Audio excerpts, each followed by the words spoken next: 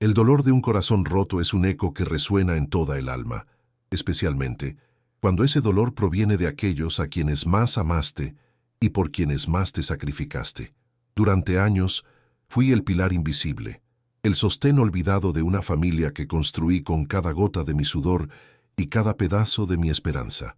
Me abandonaron, me dejaron a la deriva en un mar de soledad e indiferencia, sin una sola palabra de despedida ni una mirada de gratitud. Pero lo que ellos no sabían es que mientras me veían hundirme, yo sostenía la llave de un secreto que cambiaría el destino de todos nosotros. Escucha esta historia hasta el final y dime qué harías en mi lugar. Dime también desde qué ciudad me estás escuchando. Padre, eres una carga. La voz de María resonó en mis oídos, más dolorosa que cualquier golpe físico. Estaba sentado en el viejo sillón de la sala, el mismo que mis padres me regalaron por mi boda, ahora desgastado y manchado como mi propia vida. Los ojos de María estaban fríos, distantes, sin el brillo de la niña que un día cargué en brazos, a quien alimenté con tanto cariño y por quien dediqué cada uno de mis días. La humillación me engulló por completo, apretando mi pecho hasta que el aire parecía escasear. Yo, Joaquín da Silva, el hombre que siempre fue la fortaleza de esa casa, el puerto seguro de todos, ahora era solo un estorbo, una carga demasiado pesada para los hombros de mi propia hija. El silencio que siguió a esas palabras era más ensordecedor que cualquier grito. Sentí el sabor amargo de la traición en la boca, mezclado con la sal de las lágrimas que me negaba a derramar. Mis manos, otrora fuertes y capaces de arreglar cualquier motor, ahora temblaban levemente, denunciando la fragilidad que la edad y el dolor habían impuesto. Veía el desprecio en los ojos de mi yerno, que observaba la escena con una sonrisa disimulada, como si mi desgracia fuera un espectáculo para disfrutar. La casa, que un día estuvo llena de risas y calor, ahora parecía un sepulcro helado donde lo único que me quedaba era la soledad y la certeza de que la dignidad, para ellos, no valía más que el dinero. Cada día que pasaba, la casa de María se transformaba en una prisión para mí. Intentaba ayudar, arreglar algo, ofrecer una mano, pero cada iniciativa era recibida con un suspiro impaciente, una mirada de desaprobación. Mis comidas se servían apresuradamente, sin la conversación ni el cariño que un día nos unió. Era un fantasma, una sombra que vagaba por las habitaciones, invisible, indeseado. El dolor del abandono era una herida abierta, que latía con cada amanecer, recordándome la cruel ironía del destino. Había sacrificado todo por ellos, y ahora, en el ocaso de mi vida, me descartaban como un objeto sin valor, sin siquiera un recuerdo de los años de entrega. Recuerdo la tierra seca bajo mis pies descalzos, el olor a rocío en el aire y el sol despuntando en el horizonte, anunciando otro día de trabajo en el campo. Desde niño, aprendí que el trabajo era el único puente hacia una vida digna, y mis manos, aún pequeñas, ya sentían el peso de la azada y el calor del sol. Mi padre, con su sabiduría silenciosa, me enseñó a amar la tierra y a respetar cada semilla que plantábamos, porque de ellas vendría el sustento. Eran tiempos difíciles, pero había una pureza en la simplicidad, un valor en la honestidad que cargué toda mi vida, una herencia que valía más que el oro, o eso pensaba. Con el tiempo, el campo ya no era suficiente. La ciudad llamaba con sus promesas de progreso, y yo, un joven soñador, decidí probar suerte en el pequeño taller mecánico del señor Manuel. Allí, entre grasa y motores, encontré mi oficio y la certeza de que podía ofrecer algo más a los míos. Cada herramienta en mis manos era una extensión de mi deseo de construir un futuro, de darles a mis hijos lo que nunca tuve, oportunidades. Las madrugadas eran largas, los días agotadores, pero la imagen de mi esposa, con su dulce sonrisa, y de mis hijos, con sus ojos curiosos, era el combustible que me impulsaba a seguir adelante. Mi esposa, la eterna María, era la luz de mi vida. Su abrazo era mi puerto seguro, su risa, la melodía que acunaba mis días. Juntos, construimos una casita sencilla pero llena de amor, donde cada rincón guardaba una historia. Recuerdo pintar la pared de la cocina de amarillo para ella, porque la alegría, decía, debe comenzar con la primera comida del día. Y yo, loco de amor, Me aseguré de que fuera el amarillo más vibrante que pude encontrar, un reflejo del sol que ella era en mi vida, en nuestra casa. Veía a mis hijos crecer, María y Pedro, y cada uno de sus pequeños pasos era una victoria para mí. Recuerdo a María aún niña, con su vestido de percal remendado, corriendo por el patio con una sonrisa desdentada, abrazando las muñecas de tela que yo mismo le arreglaba. Y a Pedro, con su overol sucio de tierra, ayudándome en el taller, imitando cada uno de mis gestos con la promesa de que sería un mecánico tan bueno como su padre. Para ellos, yo era el héroe, el gigante que podía resolver cualquier problema, y esa admiración era mi mayor regalo. Cada centavo que ahorraba era para ellos. Recuerdo renunciar a un traje nuevo para comprar los libros de María, que soñaba con ser maestra, y arreglar los autos más difíciles del taller para pagar las clases de guitarra de Pedro, que tenía un talento innato para la música. Ellos no sabían de los sacrificios, de las horas extras, del agotamiento que sentía al final del día. Para mí, su felicidad era mi propia recompensa, el alivio de saber que, gracias a mí, tendrían un futuro más brillante, lleno de opciones. Las noches eran para la familia. Después de un día agotador en el taller, llegaba a casa y me sentaba a la mesa con mi esposa e hijos. Las comidas eran simples, pero llenas de conversaciones y risas. Yo contaba historias del campo, del taller, y ellos me llenaban de preguntas, con la curiosidad que solo los niños tienen. Esos momentos eran sagrados, el vínculo que nos unía, la prueba de que, incluso con poco, lo teníamos todo: amor, respeto y la certeza de que éramos una familia. Mi esposa siempre decía que el olor de la comida casera era el abrazo más cálido que podíamos darnos. Envejecí en el taller. Mis cabellos grises y mis manos callosas eran la prueba de una vida dedicada al trabajo y a la familia. El olor a aceite y grasa impregnaba mi ropa, mis recuerdos, y sentía orgullo de cada cicatriz, de cada arruga que el tiempo imprimió en mi cuerpo. Era un proveedor silencioso, que no pedía nada a cambio, solo la unión y el amor de aquellos a quienes más quería. Creía que la honestidad y la dedicación eran las semillas que algún día rendirían frutos de gratitud y cariño. La vejez llegó, y con ella, el cansancio. El taller, que un día fue mi pasión, comenzó a pesar. Mi esposa, mi amor, partió hace 5 años, dejando un vacío inmenso que nunca fue llenado. Me vi solo, con la salud debilitada, y la promesa que me hice a mí mismo, de que nunca sería una carga para mis hijos, comenzó a desvanecerse.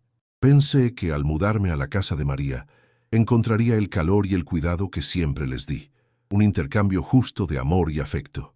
Pero lo que encontré fue un reflejo frío y distorsionado de mi propia generosidad. La ropa que antes vestía con orgullo, ahora estaba vieja y manchada, como la dignidad que me arrancaban cada día. Los juguetes que arreglaba para mis hijos, ahora arrojados en un rincón de la habitación, eran una metáfora de mi propio descarte. Me convertí en un reloj detenido en el tiempo, un objeto antiguo en una casa moderna, sin utilidad, sin valor. El dolor era tan profundo que parecía materializarse, apretando mi pecho, robándome el aire. Al principio, todo era sutil, casi imperceptible. Las conversaciones en la mesa se volvieron más cortas, las risas menos frecuentes. Intentaba iniciar un tema, hablar de las noticias de la ciudad, de mis recuerdos del campo, pero las respuestas de María y de mi yerno eran monosilábicas, llenas de una prisa inexplicable. Sus ojos evitaban los míos, como si mi presencia fuera una molestia que apenas podían soportar. Yo, que siempre fui el centro de la familia, me veía ahora al margen, un espectador silencioso de mi propia exclusión, y el peso de ese silencio era abrumador, más pesado que cualquier motor que jamás arreglé. Poco a poco, la invisibilidad se instaló. Nadie me llamaba para las comidas, y tenía que levantarme e ir a la cocina, donde la comida ya estaba servida, muchas veces fría. Las puertas de las habitaciones de María y de mi yerno permanecían cerradas, y escuchaba las voces apagadas de sus conversaciones, risas que no me incluían. Intentaba distraerme con la televisión, pero ni siquiera el sonido de la novela podía acallar el vacío que crecía dentro de mí. Era como si estuviera en una casa llena, pero al mismo tiempo completamente solo, un fantasma que deambulaba sin rumbo, sin propósito. Recuerdo un día en que intenté ayudar a María con un problema en la plomería. Ofrecí mis conocimientos, mis manos callosas, pero ella me miró con desdén y dijo con voz cargada de impaciencia: «No es necesario, papá.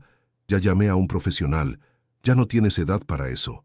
Esas palabras me golpearon como un mazazo. Yo, el hombre que construyó y arregló tantas cosas, ahora era visto como inútil, incapaz incluso de ayudar a mi propia hija. La humillación ardía en mi rostro y me retiré, en silencio, a mi habitación, donde las lágrimas que antes contenía finalmente llegaron calientes y amargas.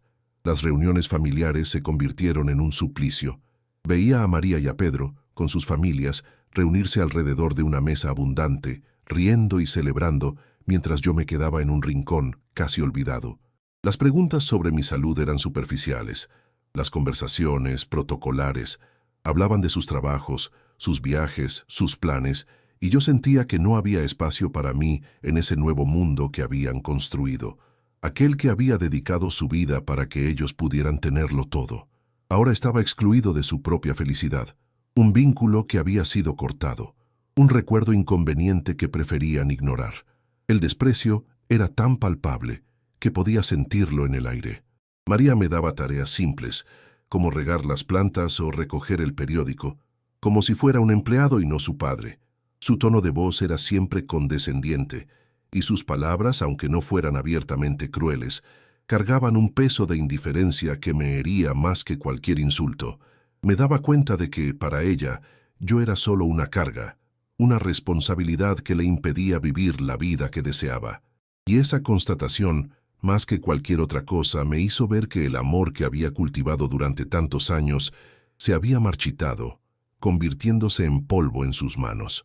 Lo que ellos no sabían era que, detrás de mi figura silenciosa y aparentemente inofensiva, guardaba un secreto, un haz que construí con la misma dedicación con que construí mi familia. Hace más de 30 años, con el poco dinero que lograba ahorrar del taller y del campo, invertí en un terreno amplio en las afueras de la ciudad. Todos se burlaban de mi elección. Decían que era un fin del mundo, que nunca valdría nada.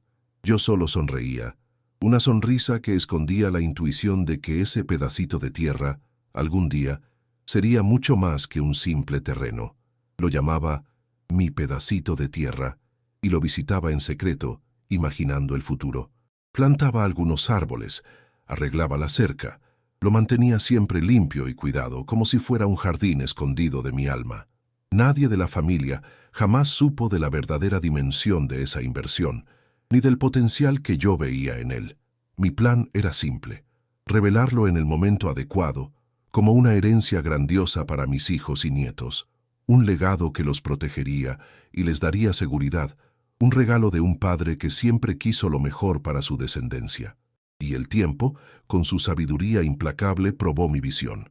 Con el crecimiento de la ciudad y el descubrimiento de un manantial de agua mineral en sus tierras, mi pedacito de tierra se transformó en una fortuna inestimable. Grandes constructoras y empresas de embotellamiento de agua mineral comenzaron a codiciar ese terreno, que ahora valía millones. Tenía en mis manos no solo un pedazo de tierra, sino el poder de redefinir el futuro, de cambiar el juego. Y tenía también un testamento detallando la división de mis bienes, que ahora, ante la frialdad y la ingratitud de ellos, no sería más usado para el propósito original. La frase de María, «Padre, eres una carga», fue la línea divisoria, el punto sin retorno. En ese instante, el dolor se transformó en una claridad gélida, en una lucidez que nunca antes había experimentado. Mis manos, antes temblorosas por la humillación, ahora se afirmaban con una determinación inquebrantable. No habría desesperación ni lamento. Ese secreto, guardado durante décadas para el beneficio de ellos, ahora tendría un nuevo propósito, un camino diferente. Yo, la carga que habían descartado, les mostraría el peso de sus elecciones, pero de una forma que jamás podrían prever. Sin que nadie sospechara, comencé a actuar. Busqué al doctor Almeida, un abogado de confianza de la ciudad vecina, un hombre íntegro que conocía mi historia desde los tiempos del taller.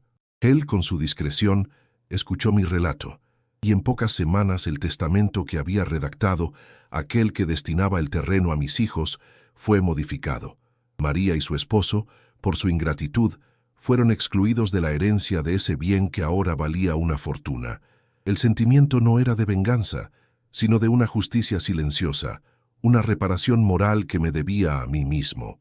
Paralelamente, inicié negociaciones discretas para la venta de una parte significativa del terreno a una gran empresa de embotellamiento de agua. La prisa de ellos era mi oportunidad. El dinero, sin embargo, no sería para mí ni para mi familia ingrata. Tenía un propósito mayor, un legado que trascendería el egoísmo y la codicia. Y mientras las negociaciones avanzaban, hice un último movimiento silencioso. Preparé mi mudanza a la pequeña finca apartada que había comprado y reformado en secreto hace años. Un refugio sencillo, pero digno. Desaparecería de la vida de ellos no para esconderme, sino para renacer en paz. La noticia de la venta del terreno y de mi fortuna se filtró en la ciudad como un reguero de pólvora, y el impacto fue inmediato y previsible. De repente, María y mi yerno, que antes me ignoraban y me trataban como un estorbo, reaparecieron. Llegaron a mi antigua casa con cestas de regalos, flores y palabras dulces, forzadas, que apenas podían disimular la codicia en sus ojos, la sorpresa en sus rostros al saber que había desaparecido de la casa de María fue evidente, pero pronto se transformó en una búsqueda frenética por mi paradero, culminando en su llegada a la pequeña finca. Me rodearon con un afecto que nunca demostraron en los años en que vivía a su sombra. María me abrazó, un abrazo que no sentía el calor verdadero, sino la frialdad del interés. Mi yerno, con su sonrisa más falsa, intentó convencerme de volver a su casa, prometiendo cuidados y atención que nunca antes me dieron. Ese espectáculo de falsa redención era un insulto a mi inteligencia, una afrenta al dolor que me causaron. Las disculpas improvisadas y las promesas vacías eran como veneno en mis oídos, y yo los observaba con una mirada serena, pero que guardaba la dureza de quien ya no se engaña. Los veía, cada gesto, cada palabra, y sentía la náusea de la falsedad. Querían mi perdón, no por un remordimiento genuino, sino porque querían mi dinero, mi fortuna. El contraste entre la ausencia y el desprecio de antes y la súbita y interesada atención era brutalmente claro. Mantenía el control de la situación, mi voz calma, mis ojos penetrantes, consciente de que el amor de ellos no era verdadero, sino una máscara para la ambición. Yo, la carga que habían descartado, ahora era el centro de sus atenciones, pero no por mi valor como padre, sino por el peso de mi cuenta bancaria. El dilema que se presentaba era profundo, torturante.